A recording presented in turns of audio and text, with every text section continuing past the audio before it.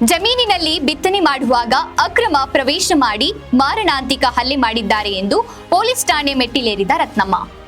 ನಾಯಕನಹಟ್ಟಿ ಹೋಬಳಿಯ ಗಂಗಯ್ಯನಹಟ್ಟಿ ಗ್ರಾಮದ ರತ್ನಮ್ಮ ಇವರು ಜಮೀನಿನಲ್ಲಿ ಬಿತ್ತನೆ ಮಾಡುವಾಗ ಅದೇ ಗ್ರಾಮದ ಬೋರಮ್ಮ, ಉಮಾಕಾಂತ, ನಾಗೇಶ್, ಬೊಮ್ಮಯ್ಯ, ಭರತ ಎಂಬುವವರು ಏಕಾಏಕಿ ಬಂದು ನಮಗೆ ಭಾಗ ಇದೆ ಎಂದು ಹಲ್ಲೆ ಮಾಡಿರುವ ಬೋರಮ್ಮ ಇವರ ವಿರುದ್ಧ ಕಾನೂನು ಕ್ರಮ ಜರುಗಿಸುವಂತೆ ಚಿತ್ರದುರ್ಗದ ಮಹಿಳಾ ಪೊಲೀಸ್ ಠಾಣೆಯಲ್ಲಿ ಪ್ರಕರಣ ದಾಖಲಾಗಿದೆ.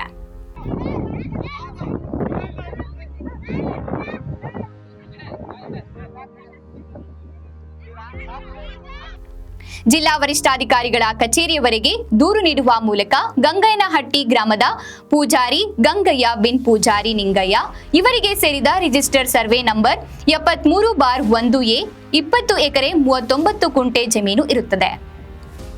ಬಟ್ಟೆ ಹರಿದು ಅವಾಚ್ಯ ಶಬ್ದಗಳಿಂದ ನಿಂದಿಸಿ ಹಲ್ಲೆ ಮಾಡಿದ್ದು ಚಳ್ಳಕೆರೆ ಸಾರ್ವಜನಿಕ ಆಸ್ಪತ್ರೆಯಲ್ಲಿ ಚಿಕಿತ್ಸೆ ಪಡೆದಿದ್ದು ಹಲ್ಲೆ ಮಾಡಿರುವವರ ವಿರುದ್ಧ ಕಾನೂನು ಕ್ರಮ ಕೈಗೊಳ್ಳುವಂತೆ ರತ್ನಮ್ಮ ನಾಯಕನಹಟ್ಟಿ ಪೊಲೀಸ್ ಠಾಣೆಗೆ ದೂರು ನೀಡಿದ್ದು ಹಲ್ಲೆ ಮಾಡಿರುವವರ ವಿರುದ್ಧ ಪ್ರಕರಣ ದಾಖಲಿಸಲಾಗಿದೆ.